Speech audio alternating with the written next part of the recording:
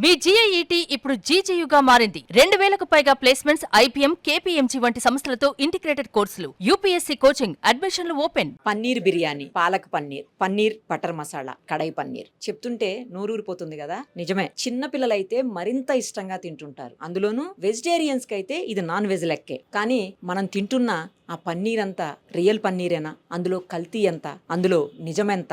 ఆ తింటున్న దాంట్లో రసాయనాలు ఎన్ని? అది పన్నీర్ ముక్కనా లేకపోతే రసాయనాల ముక్కనా? మన హెల్త్ ఏమైపోతుంది అది తింటే? ఇవన్నీ వింటుంటే భయమేస్తుంది కదా. ఎస్, 2 days బ్యాక్ దాదాపు 825 కేజీల కల్తీ పన్నీర్ ని పట్టుకున్నారు అధికారులు. ఇదంతా రకరకాల ప్లేసెస్ లో తయారయ్యి హోటల్స్ కి, రెస్టారెంట్లకి, అలాగే ఫుడ్ సెంటర్స్ ఉంటాయి కదా రోడ్ సైడ్, అక్కడ అన్నిటికీ వెళ్తుంది అనమాట. సో ఒక్కసారి ఇదే విషయం మీద మనతో మాట్లాడేందుకు జిహెచ్ఎంసీ నుంచి ఫుడ్ సేఫ్టీ ఆఫీసర్ దైవనిధి గారు ఉన్నారు. మాట్లాడతాం. నమస్తే అండి. ఈ పన్నీర్ని ఇంత దారుణంగా కల్తీ చేసి అమ్ముతుంటే ప్రజల ప్రాణాలతో చెలగాటం ఆడినట్లే కదండి. అవును మేడం, అవును. ఎందుకంటే ఇది మెయిన్గా వచ్చేసి పన్నీర్ అన్నది మీకు మిల్క్తో చేసేది ప్రోటీన్ సోర్స్ లాగా, బాగా మీరు అన్నట్టు వెజిటేరియన్స్కి నాన్ వెజ్ లాగా. సో ఆ ప్రోటీన్ కంటెంట్ కోసం అన్నది పన్నీర్ చాలా మంది కన్జ్యూమ్ చేస్తూ ఉంటారు. అండ్ మోర్ ఓవర్ మన కంట్రీ ఎక్కడైతే ప్రోటీన్ డెఫిషియన్సీ చాలా ఉంటుంది, ప్రోటీన్ కన్జంప్షన్ పర్ క్యాపిటా అన్నది ఏదైతే ఉందో చాలా తక్కువ ఉంది. సో ఈ పర్టికులర్ సందర్భంలో వచ్చేసి ఈ ఏదైతే అనలాగ్ పన్నీర్ ఏదైతే మనం అంటున్నామో, మిల్క్ కాకుండా వేరే ఆల్టర్నేటివ్ ఏదైతే అనలాగ్ పన్నీర్, సో లో కాస్ట్ అనమాట. So instead of milk ingredients, so milk fats బదులు మనకి ఈ వెజిటేబుల్ ఆయిల్స్ అంటే ఈ పాలతో చేయాల్సినటువంటి పన్నీర్ ని వేరే రకాలైనటువంటి పదార్థాలతో తయారు చేస్తారా? ఏమవి? అందులో స్టార్చ్ ఎందుకు ఉంది మరి అలాంటప్పుడు? ఈ స్టార్చ్ వచ్చేసి మనకి బైండింగ్ ఏజెంట్స్ కోసం, థిక్నెస్ కోసం యూజ్ చేస్తారండి. సో ఇప్పుడు ఎప్పుడైనా సరే, సో మిల్క్ పన్నీర్ ఏదైతే మనకు ఫ్లఫీగా ఏదైతే ఆ టెక్స్చర్ ఉంటుందో, సో ఇవన్నీ టెక్స్చర్ కోసం యూజ్ చేస్తారు. ఇప్పుడు ఏదైతే మన స్టార్చ్ ఒకటి ఉంది, తర్వాత బైండర్స్ యూజ్ చేస్తారు, తర్వాత ఆయిల్ యూజ్ చేస్తారు. సో ఇవన్నీ ఏంటంటే టెక్స్చర్ కోసం. సో దీంట్లో వచ్చేసి కొంచెం మనకి డైరీ టేస్ట్ రావడానికి స్కిమ్డ్ మిల్క్ పౌడర్ కూడా యూజ్ చేస్తారు, ఏది అనలాగ్ పన్నీర్లో.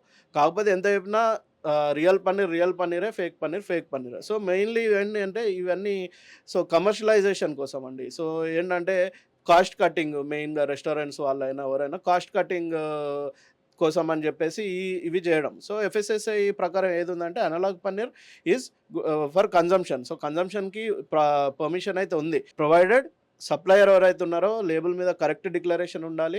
అండ్ ఎవరైతే రెస్టారెంట్ యూజ్ చేస్తున్నారో ఆ పర్టికులర్ డిష్ పట్టుకొని ఎవరైతే ఆ పర్టికులర్ పన్నీర్ తీసుకొని ఏదైనా డిష్ తయారు చేస్తే ఖచ్చితంగా వాళ్ళు డిక్లరేషన్ ఇవ్వాలి. ఏంటి అంటే this dish has been prepared with analog paneer అన్న. సో ఇవి ఏంటంటే కొంచెము బిజినెస్ వాళ్ళకి ఇబ్బంది కాకుండా ఏంటంటే, సో లో కాస్ట్ డిషెస్ ఏమైనా తయారు చేయడానికి, మిమిక్ చేయడానికి వచ్చేసి ఈ అనలాగ్ పన్నీర్ యూజ్ చేయొచ్చు అన్నట్టు ఎఫ్ఎస్ఎస్ఐ ఇచ్చింది.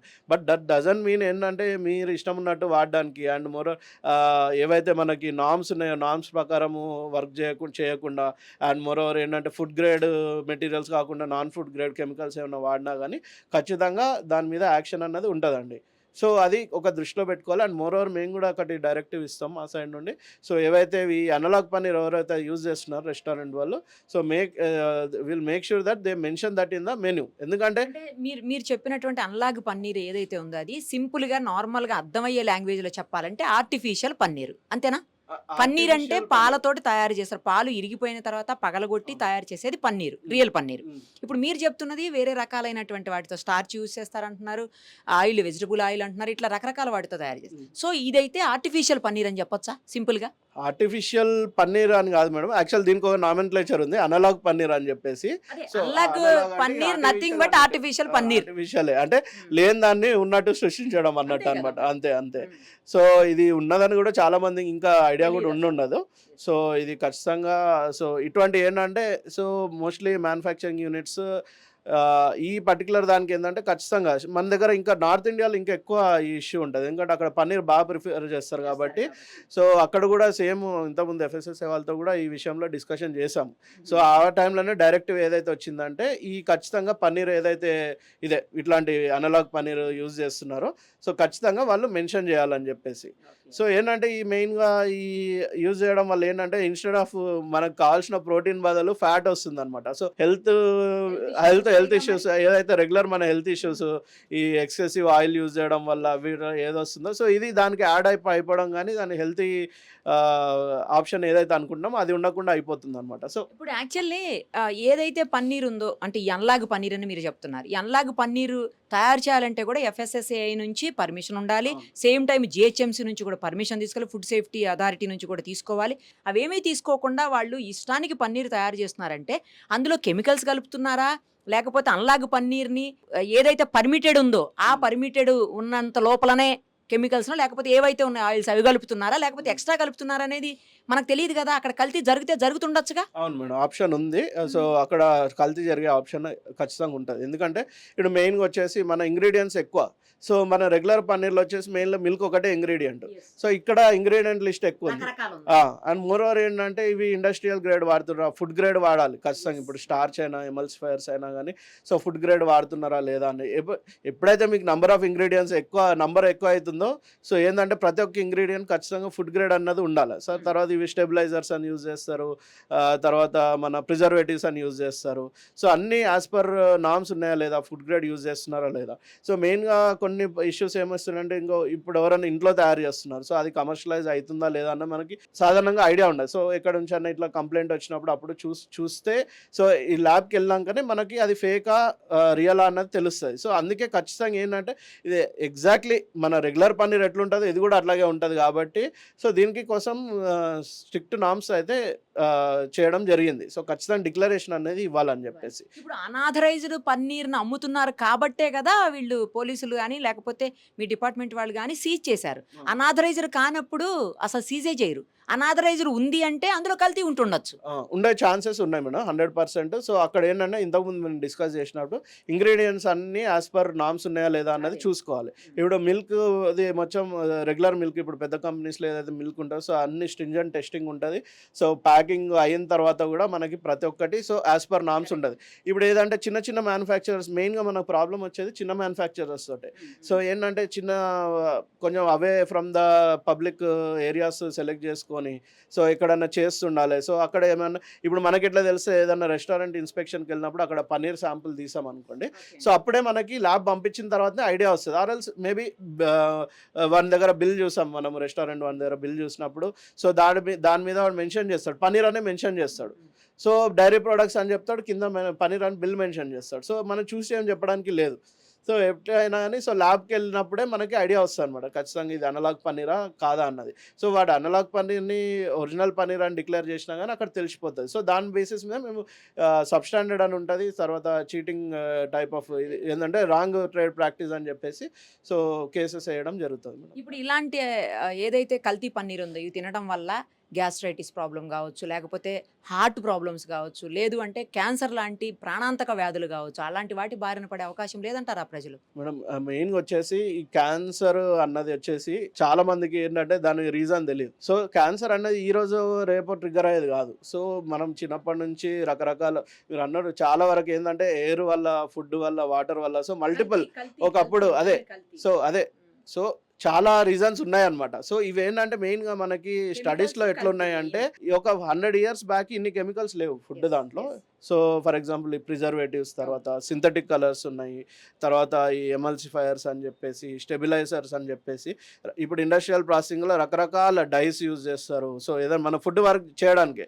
సో ఈ గడిచిన 100 ఏళ్ళలో ఏంటంటే అసలు హ్యూమన్ బాడీకి తెలియని కొత్త కెమికల్స్ మనము తింటున్నాం, కన్జ్యూమ్ చేస్తున్నాం. సో ఏంటంటే ఏది ఎట్లా ట్రిగ్గర్ అవుతుంది, అది ఏంటంటే సెల్యులర్ లెవెల్లో ఏది ఎట్లా ట్రిగ్గర్ అవుతుంది. సో కొన్ని ఏమో ఫర్ ఎగ్జాంపుల్ ఏదైనా సింథటిక్ కలర్ మనం కన్జ్యూమ్ చేసాం, అది కంప్లీట్గా బాడీల నుంచి వెళ్ళిపోతుందా లేదా అన్నది కూడా చూసుకోవాలి. అంటే కంప్లీట్గా ఎక్స్క్రీషన్లో వెళ్ళిపోతుందా లేదా. సో ఆ రెసిడ్యూస్ ఎప్పుడైనా బాడీలో ఉన్నప్పుడు సో ఎప్పుడైనా ట్రిగ్గర్ కావచ్చు. అండ్ మోర్ ఓవర్ మన దగ్గర వచ్చేసి మెయిన్గా డయాబెటిక్ ఇష్యూ, మన కంట్రీలో diabetic issue. So mostly because of carbohydrate content food ఎక్కువ ప్రిఫర్ చేస్తాం మనం. సో మన carbohydrate content food without any physical activity. So మెయిన్గా ఇప్పుడు ఏంటంటే చాలా మటుకు మన సెడెంటరీ జాబ్స్ అయిపోయేసరికి మన ఎక్స్ట్రా కార్బోహైడ్రేట్స్ మొత్తం ఫ్యాట్ లా కన్వర్ట్ అయిపోయి బాడీలో ఉండిపోతున్నాయి అనమాట.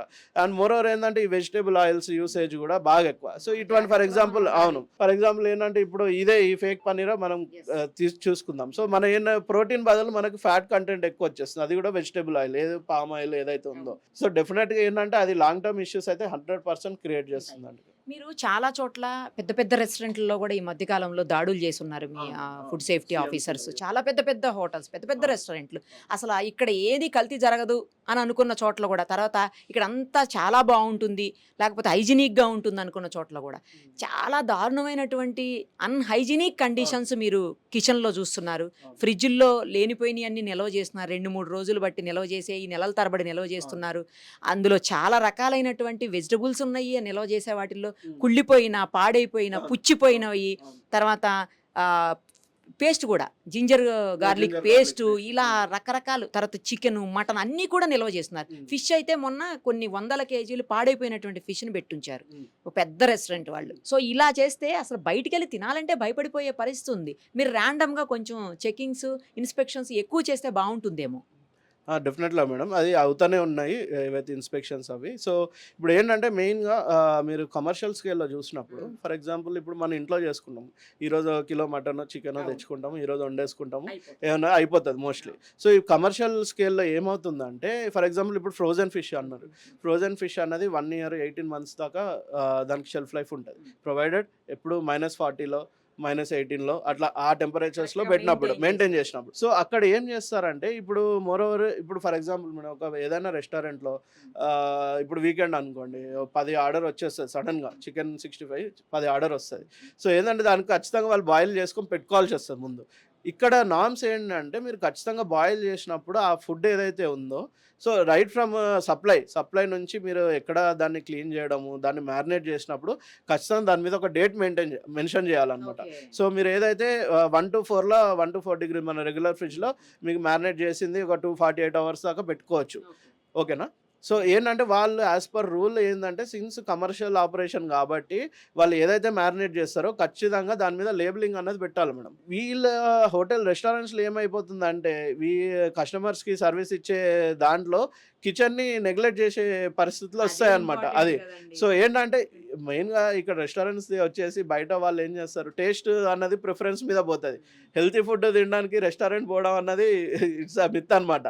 మేబీ కొన్ని ఉన్నాయి. సో నేను అంటే ఎఫర్ట్స్ పెట్టే వాళ్ళు ఉన్నారండి, ఎఫర్ట్స్ పెట్టే వాళ్ళు ఉన్నారు రెస్టారెంట్ వాళ్ళు కూడా. సో కంప్లీట్గా మనము రూల్ అవుట్ చేయలేము. బట్ ప్రాబ్లం ఏంటంటే మోర్ ఓవర్ ఏంటంటే వెజిటేబుల్స్ ఏం చేస్తారంటే వీళ్ళు హోల్సేల్లో కొనేసుకుంటారు. యాజ్ పర్ రూల్ ఏం చేయాలంటే వెజిటేబుల్స్ ఎప్పుడైనా ముందే గ్రేడింగ్ చేసుకోవాలి. మీరు ఒక 20 కిలోలు 30 కిలోలు మనం ఏం చేస్తాం, మనము ఇంట్లోకి కిలోలో 2 కిలో కొనుక్కుంటే ఏరుకొని తెచ్చుకుంటాం. వీళ్ళు ఏం చేస్తారంటే బస్తా కొనేసిండ్రు అనుకోండి, ఉల్లిగడ్డలు బస్తా కొనేసి వీళ్ళు స్టోరేజ్కి ముందే గ్రేడ్ చేసుకొని పెట్టుకోవాలి. అంటే రిజెక్ట్ అయిన మెటీరియల్ ముందే తీసేయాలన్నమాట. వీళ్ళు ఏం చేస్తారంటే అది తీసుకొచ్చి డంప్ చేసేస్తారు. వాడు కట్ చేసేటోడికి ఎవడైతే కటింగ్ చేస్తాడో వాడికి అంత సోయి ఉండదు. వాడు ఏం చేసేస్తాడో తీసుకొని కట్ చేసేస్తాడు. పాడైందా లేదా అన్నది చూడాడు. బాబు నీకు 10 కిలోలు ఇచ్చినా మరి 5 కిలోల్లో వెళ్ళిందని వాడిని అడుగుతారు. వాడేం చేస్తాడు, కట్ చేసేస్తాడు. సో ఏంటంటే ఇది ఖచ్చితంగా ఎవరైతే రెస్టారెంట్ వాళ్ళు ఎవరైతే ఓనర్స్ అయినా ఎవరైతే ఉంటారో ఖచ్చితంగా వెజిటేబుల్స్ పెట్టే ముందే గ్రేడ్ చేయాలి. అండ్ మోర్ ఓవర్ అటువంటి ఏమైనా ఫంగస్ లేడన్ వెజిటేబుల్స్ ఏమైనా కుళ్ళిపోయినవి దొరికితే మాత్రం అది ఖచ్చితంగా అన్సేఫ్ కేసు అవుతుందండి. అది క్రిమినల్ కేసు కిందకి అవుతుంది అనమాట. సో ఆ విషయంలో ఏంటంటే ఈ జాగ్రత్త అనేది పాటించరు. అది చిన్న పొరపాటే. అంటే మనకు అల్టిమేట్గా మనది ప్లేట్ వరకు వచ్చేది మనకు తెలియదు. వాడేమనుకుంటాడు, చిన్న పొరపాటు కదా, ఏదో ఒకటి పుచ్చిపోయింది అది వేసేసిన అని అనుకుంటాడు. కానీ ఇప్పుడు ఫర్ ఎగ్జాంపుల్ మన ఉల్లిగడ్డల మీద కూడా బ్లాక్ కలర్ ఫంగస్ అవి చూస్తూ ఉంటాం. ఆ లేయర్ తీసేయాల్సి వస్తుంది, లేదంటే క్లియర్గా వాష్ చేయాల్సి వస్తుంది. సో వీళ్ళు కట్ చేసి ఖచ్చితంగా క్లీన్గా వాష్ చేసి మళ్ళీ ఇది తరగడానికి పెట్టాలన్నమాట. సో ఏంటంటే ఈ జాగ్రత్తలు పాటించాలి రెస్టారెంట్ వాళ్ళు ఎప్పుడైనా సరే. ఫుడ్ స్టోరేజ్ పెట్టుకున్నప్పుడు లిమిటెడ్ టైం స్టోరేజ్, నువ్వు నెక్స్ట్ వీక్ డిమాండ్ వస్తుందని ఇప్పటి నుంచి ప్రిపరేషన్ పెట్టుకోవడం అన్నది రాంగ్. సో ఏంటంటే వాళ్ళు మెయిన్గా కొత్త రెస్టారెంట్స్కి ఏంటంటే ఐడియా ఉండదు. వీళ్ళు ఏం చేస్తారంటే ఫ్లో ఎట్లా వస్తుందో తెలియదు కాబట్టి కొందరు ఎక్కువ పెట్టేసుకొని మళ్ళీ ఆ వీకెండ్ అయిపోగానే పడేయడానికి మనసు ఒప్పదు. సో అట్లా పెట్టుకుంటూ ఉంటారు అనమాట. సో అది రాంగ్ ప్రాక్టీస్. సో ఏంటంటే వీళ్ళు డిమాండ్ అనేది కరెక్ట్ ఫోర్కాస్ట్ చేసుకొని దాన్ని బట్టే మ్యారినేషన్ అయినా ఏదైనా చేసుకోవాలి. అండ్ మోరోవర్ ఏంటంటే ఇవి రా నాన్ వెజ్ ఏదైతే ఉందో so they are permitted to store it in సబ్-0 -18 టెంపరేచర్లో చేసుకోవచ్చు. ప్రొవైడెడ్ ఏంటంటే క్లీన్లీనెస్ ఉండాలండి. ఇంకోటి ఏంటంటే వీళ్ళు నాన్ వెజ్ చాలామంది ఏం చేస్తున్నారంటే ఈ హోటల్స్లో ఒక 40 కిలోలు 50 కిలోలు చికెన్ అనుకోండి, అక్కడ నుంచి కటింగ్ చేయించుకొచ్చి డైరెక్ట్ ఫ్రిడ్జ్లో పడేయడం. ఫ్రిడ్జ్లో పడేయగానే ఏమైతే ఆ బ్లడ్ అంతా ఊజింగ్ అయిపోయి అది కింద గడ్డ కట్టిపోవడం, మళ్ళీ వీళ్ళు ఫ్రిడ్జ్ని క్లీన్ చేయకపోవడం, ఫ్రిడ్జ్ ఆఫ్ చేసినప్పుడు ఏమవుతుంది ఆ రబ్బర్ స్ట్రిప్స్ ఉంటాయి కదా దగ్గర, అక్కడ కాక్రోచ్ వచ్చేసి వేస్తుంటాయి అనమాట. సో ఏంటంటే మీరు చేసే చిన్న చిన్న క్లీనింగ్ ఇష్యూస్ అవునండి, అన్హైజీన్ కింద కేసు బుక్ చేస్తాము. సో ఎఫ్ఎస్ఎస్ఐ నామ్స్ ప్రకారం ఏంటంటే వీళ్ళు ఏవైతే అన్హైజీనిక్ రెస్టారెంట్స్ అవి వస్తాయో, సో మరీ టూ మచ్గా వయలేషన్స్ లేకుంటే we're suppose to give improvement notice. బాబు ఇవి బాగాలేవు, సో ఈ పర్టికులర్ టైంలో మినిమం ఒక 14 days 21 days 3 weeks 2 weeks time ఇచ్చేసి ఇవి చేసుకోండి. ఏమైనా సివిల్ వర్క్స్ ఉంటే కొంచెం ఎక్స్టెండ్ చేస్తాం. సో తర్వాత వచ్చేసి వెంటనే మనం మళ్ళీ ఇన్స్పెక్షన్ చేసి వాళ్ళకి షోకాజ్ నోటీస్ ఇస్తాం if at all they are not following the norms. తర్వాత మన పర్టికులర్ ఏ డిస్టిక్ అయితే ఆ డిస్టిక్ అడిషనల్ కలెక్టర్ గారు ఉంటారో వాళ్ళ దగ్గర మనము ఇది కేసు అనేది బుక్ చేస్తే సార్ వాళ్ళు చేస్తారు. లైసెన్స్ క్యాన్సిలేషన్ ఉంది మేడం, లైసెన్స్ క్యాన్సిలేషన్ వరకు ఉంది. సో అదే విషయంలో కొంచెం సీజింగ్ ఆప్షన్ వచ్చేసి మనకి లేదు. యాక్చువల్గా ఎఫ్ఎస్ఎస్ నామ్స్ సీజింగ్ ఆప్షన్ లేదు. సో ఏదున్నా కానీ ఫైన్ లేదంటే కేసు వేయడమే. So and license cancellation. So ఆబ్వియస్గా ఏంటంటే లైసెన్స్ క్యాన్సిల్ చేస్తే వాడు ఆపరేషన్స్ చేయొద్దు అనమాట. సో ఇంతకుముందు వచ్చేసి అది కూడా క్రిమినల్ లయబిలిటీ ఉండే.